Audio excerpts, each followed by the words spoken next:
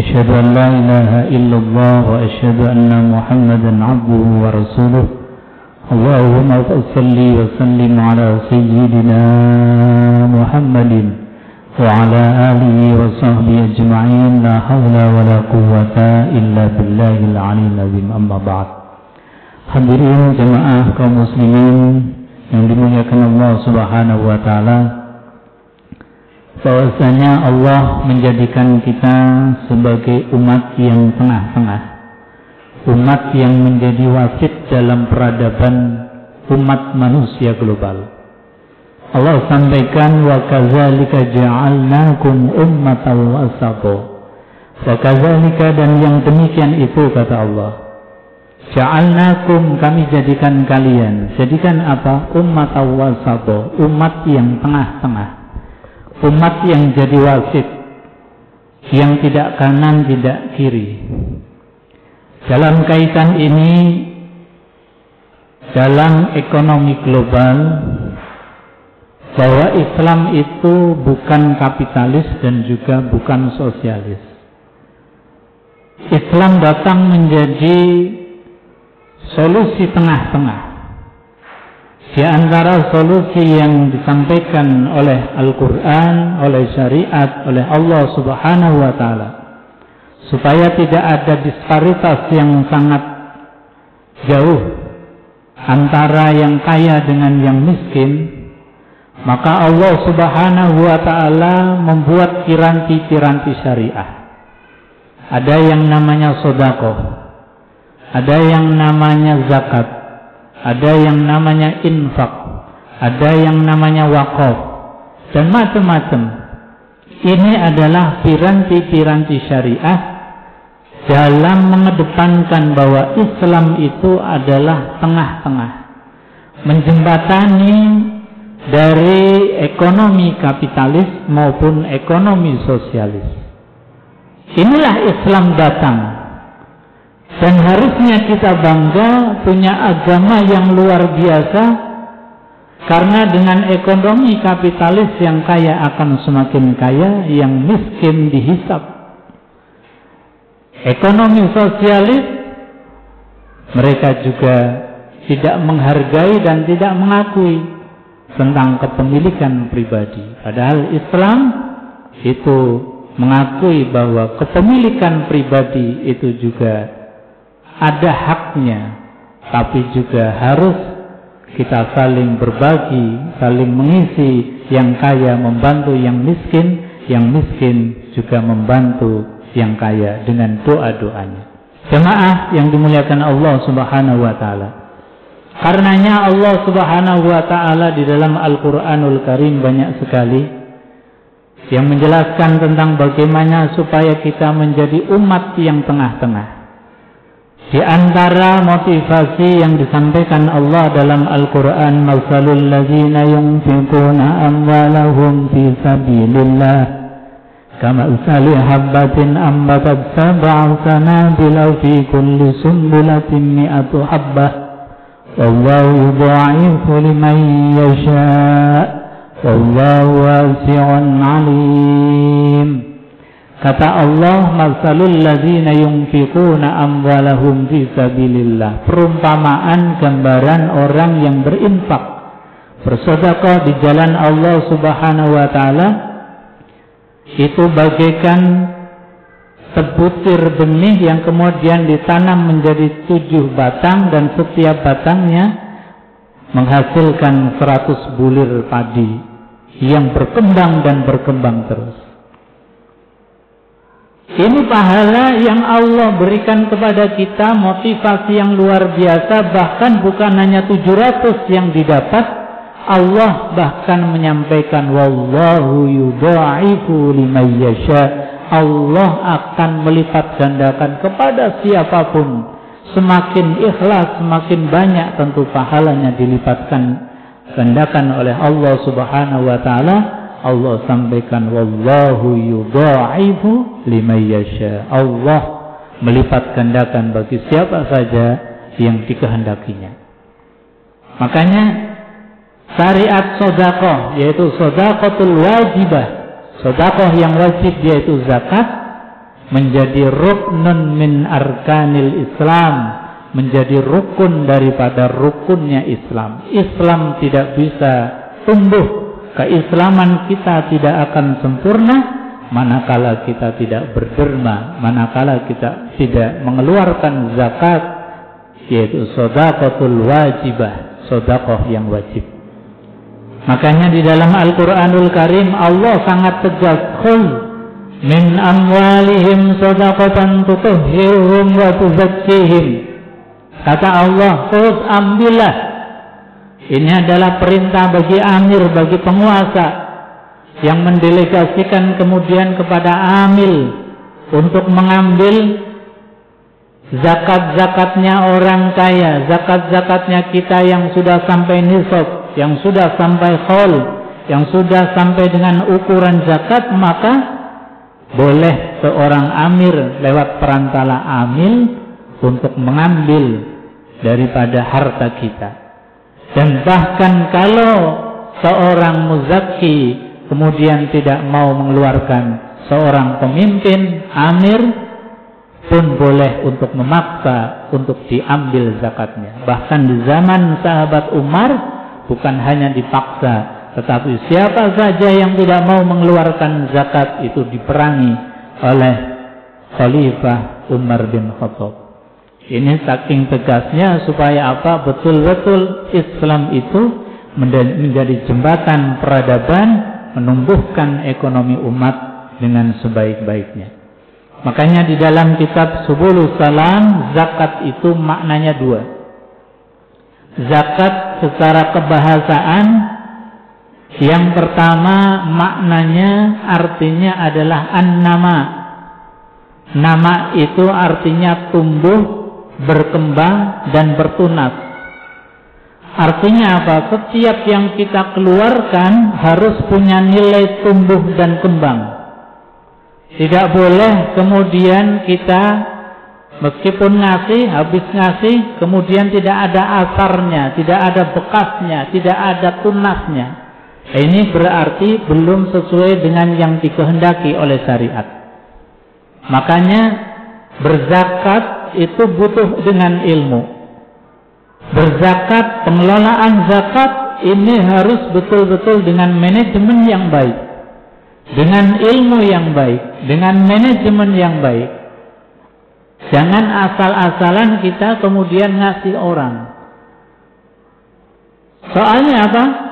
Supaya ada tunas setelah itu, ada tumbuh kembang setelah itu. Nah, ini namanya zakat. Zakat secara kebahasaan adalah an-nama, tumbuh, kembang, bertunas. Bagi siapa? Yang pertama bagi muzakkinya, orang yang berzakat. Ini pasti akan tumbuh dan kembang. Karena apa? Orang yang berzakat, orang yang berbagi, pasti dia akan menjadi barokah. Barokah itu artinya ziyadatul khair, kebaikannya terus berkembang. Kebaikannya terus tidak hanya untuk dirinya, tapi terus berkembang, bertunas, berkembang dan berkembang. Ini untuk muzakkinya. Jadi barokah itu maknanya adalah barokah yubarriku, artinya seperti sumur yang kalau diambil terus itu nyumber terus, tidak akan habis, bahkan akan semakin bagus dibandingkan dengan ketika ada sumur nggak pernah diambil, pasti akan lumutan, airnya jadi nggak layak konsumsi. Semakin sering diambil itu sumur ini akan semakin baik. Inilah yang namanya an-nama, tumbuh berkembang. Bagi muzakkinya, orang yang zakat akan menjadi barokah, ziyadatul khair. Tumbuh dan berkembang juga bagi mustahiknya. Ini jelas. Karenanya ketika kita punya harta kemudian sudah haul 1 tahun atau sudah nisab, nah ini yang sering salah kaprah yang perlu diluskan. Kita kadang-kadang mengeluarkan zakat nunggu Ramadan dengan alasan Ramadan itu pahalanya dilipat gandakan oleh Allah Subhanahu wa taala. Betul. Tapi kalau haulnya mungkin pas di bulan Muharram, atau nisabnya pas mungkin di bulan Rabiul Awal, ketika kita nunggu dikeluarkan zakatnya di bulan suci Ramadan, maka ada potensi kezaliman kita terhadap orang yang harusnya sudah menerima zakat kita, yang sudah bisa untuk modal usaha mereka, tapi hanya karena keinginan pribadi kita, hazun nafsi kita, keinginan pribadi ingin dikeluarkan zakatnya ketika Ramadan, maka ada potensi kita menzolimi mustahik. Nah, ini yang sering ada kesalahpahaman, persepsi yang kurang pas. Harusnya ketika kita sudah haul 1 tahun harta kita atau sudah nisab, maka sejak itu juga harus dikeluarkan zakatnya, tidak harus menunggu Ramadan. Ini untuk zakat mal kita, zakat harta kita. Jadi sekali lagi, jangan sampai kemudian hanya karena hazun nafsi, keinginan pribadi, kita nanti zakatnya pas Ramadan saja. Iya, memang di Ramadan itu pahalanya dilipat gandakan, tetapi ada potensi menzolimi orang yang harusnya sudah menerima zakat, tetapi karena kita tunda, mungkin 6 bulan kita tunda, 4 bulan kita tunda, yang harusnya mereka sudah mulai tumbuh dengan zakat yang kita keluarkan. Ini zakat bermakna an-nama, tumbuh, berkembang dan bertunas bagi muzaki maupun bagi mustahik. Zakat juga bermakna at-toharoh, yaitu mensucikan atau suci. Sebagaimana Allah menyampaikan di dalam Al-Quran ayat yang tadi, min amwalihim shadaqatan tutahhiruhum wa tuzakkihim. Ambillah dari harta mereka apa yang diambil, yaitu shadaqatan, sedekahnya. Yang dimaksud sedekah dalam ayat ini adalah shadaqatul wajibah, sedekah yang wajib, yaitu zakat. Ambil dari harta mereka, yaitu zakatnya. Untuk apa? Kata Allah Subhanahu wa taala, tutahhiruhum wa tuzakkihim, agar membersihkan dan mensucikan mereka. Jadi zakat itu maknanya adalah suci, membersihkan. Baik dengan zakat fitrah, berarti jiwa kita menjadi bersih. Zakat mal menjadi bersih daripada harta kita. Karena tujuan dari kita berderma, berzakat itu adalah tutahhiruhum wa tuzakkihim. Ada para ulama yang kemudian meskipun kita belum nisab harta kita, meskipun belum haul 1 tahun harta kita, kalau melihat daripada esensi tujuannya adalah tutahhiruhum wa tuzakkihim, meskipun harta kita sedikit, tapi potensi harta itu ada campuran-campuran yang tidak baik, ada campuran-campuran subhatnya, campuran-campuran salah di dalam mencarinya, campuran-campuran salah di dalam kita mendapatkannya, maka harusnya dibersihkan meskipun itu belum nisab. Ini kalau lihat ayat ini tidak harus nisab, karena tujuannya adalah tutahhiruhum wa tuzakkihim, untuk mensucikan dan membersihkan. Karena tidak ada jaminan kalau harta sedikit itu adalah halal. Tidak ada jaminan kalau harta yang sedikit itu bersih. Makanya untuk membersihkan, kita dapat harta sebagian kita keluarkan karena ada hak untuk mereka.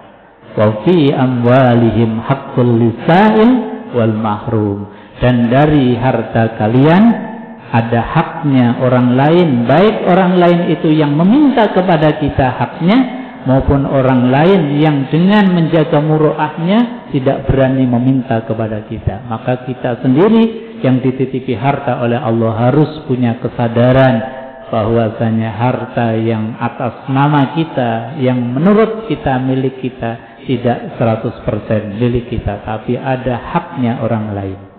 Hadirin jamaah yang dimuliakan Allah Subhanahu wa taala, maka kalau kita betul-betul mengelola apa yang menjadi syariat, apakah itu sedekah, apakah itu infak, apakah itu zakat, apakah itu wakaf, maka pemberdayaan ekonomi umat dan pasti umat Islam akan menjadi luar biasa.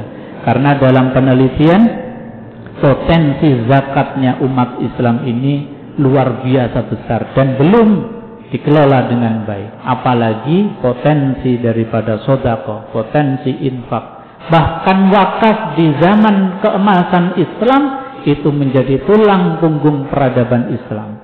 Wakaf digali dengan luar biasa.